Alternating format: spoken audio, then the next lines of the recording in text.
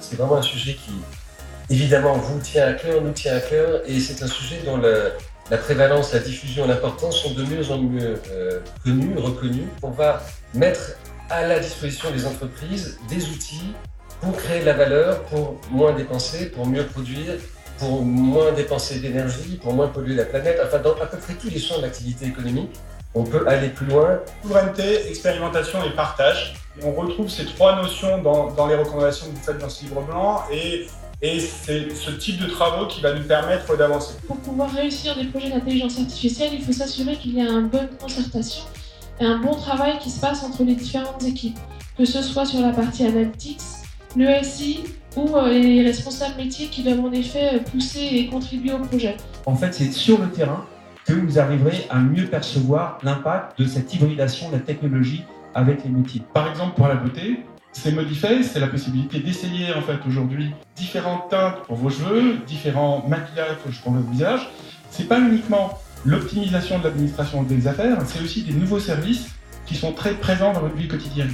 Il est important d'investir sur la formation, sur la compréhension de ces nouvelles technologies. Ce sont des outils puissants, mais ce sont des outils complexes. Parce que comment ça marche bien, à quoi ça sert, c'est mieux.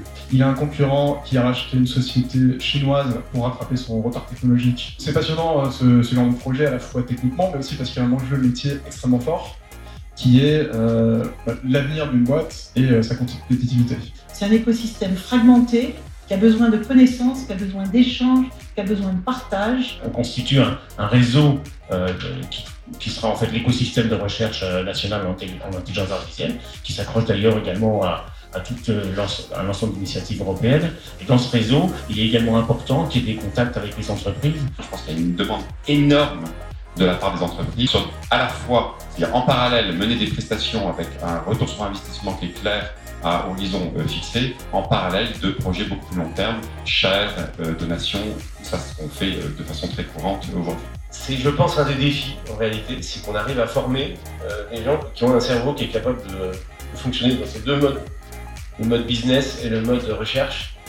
Et aujourd'hui, même si les gens ont peur, quand on sonde les salariés, et on l'a fait dans 8 pays, vous avez une majorité de salariés qui sont quand même plutôt positifs par rapport à l'IA et ce qu'ils attendent de l'IA que négatifs. Il va de la responsabilité des dirigeants de vraiment construire une IA qui se fasse avec les équipes.